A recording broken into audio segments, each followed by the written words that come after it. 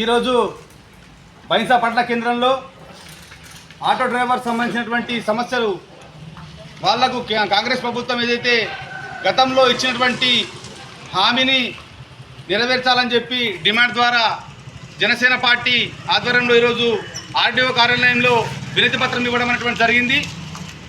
దీని ముఖ్య ఉద్దేశం గతంలో తెలంగాణ రాష్ట్ర ప్రభుత్వం ఏదైతే ప్రభుత్వం ఏర్పడక ముందు రేవంత్ రెడ్డి గారు, రాహుల్ గాంధీ గారు తెలంగాణ రాష్ట్ర ప్రభుత్వంలో ఉన్నటువంటి ఏదైతే ఆటో డ్రైవర్స్ అందరికీ కూడా 12,000 రూపాయల సంవత్సరంకి ఇస్తామని చెప్పి హామీ ఇచ్చారు.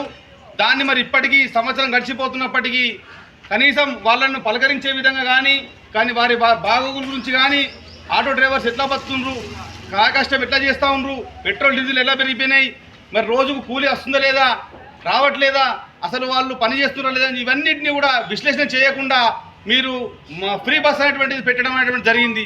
దాని ద్వారా అనేక ఇబ్బందుల పాలై ఆ కుటుంబాలన్నీ కూడా చిన్న భిన్నమై ఈరోజు రోడ్డున పడే పరిస్థితి ఏర్పడ్డది. ఇప్పటికే ఆటోల ద్వారా ఆదాయం రాక అనేక అప్పుల పాలై ఆత్మహత్య చేస్తున్నటువంటి పరిస్థితి కూడా మనకు కనబడతా ఉంది.